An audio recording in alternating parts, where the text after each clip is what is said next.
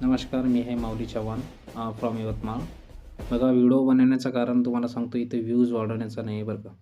Video फक्त मी याच्यासाठी बनवत आहे. मी भारताचा एक नागरिक आहे आणि माझ्या हृदयाला एक मोठा धक्का बसलेला आहे. त्यामुळे हा व्हिडिओ बनवत आहे बरं का. तुम्हाला सांगतो मित्रांनो, आपल्या भारतामध्ये प्रत्येक महिन्यामध्ये ह्या घटना ज्या आहेत ना, घडून येतात. प्रत्येक मुलीसोबत अत्याचार होणं, हे होणं, ते होणं. पण सगळ्यात दुःखदायक घटना म्हणजे ही काल परवा झालेली.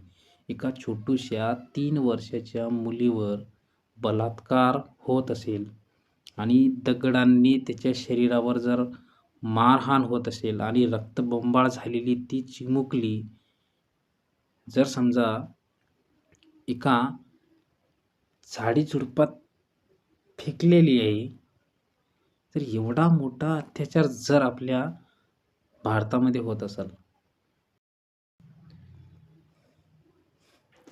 आम्ही भारताचे लोक, भारताचे एक सार्वभौम समाजवादी धर्मनिरपेक्ष लोकशाही गणराज्य घडवण्याचा व त्याच्या सर्व नागरिकांना सामाजिक, आर्थिक व राजकीय न्याय कुठलाच न्याय दिसत नाही मला भारतात. नाही. दरवर्षी अशा घटना घडतात, दरवर्षी. कोणाला न्याय भेटला? हां, त्या हरामखोराला फाशी झाली पाहिजे. माझा मत तसा नाही आहे. त्या हरामखोराला फाशी नाही झाली पाहिजे. त्या हरामखोराला माणसामध्ये आणून डायरेक्ट जाळला पाहिजे. डायरेक्ट त्याला जाळा दिले पाहिजे, जाळा. विचार करण्यासारखी गोष्ट आहे ना. 3 वर्षाच्या मुलीसोबत जर समजा एवढा मोठा अत्याचार होत असेल आणि त्याला दगडांनी मारहाण होत असेल आणि पूर्ण शरीर रक्तबंबाळ झालेलं असेल, त्याची भावना आणि त्याची वेदना काय म्हटली असेल राव, याचा विचार करावा तुम्ही.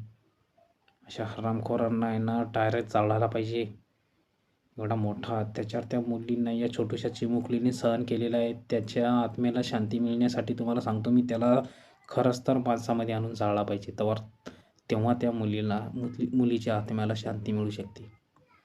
मित्रांनो, मला एवढंच बोलायचं आहे आणि एवढंच बोलायचं होतं मला.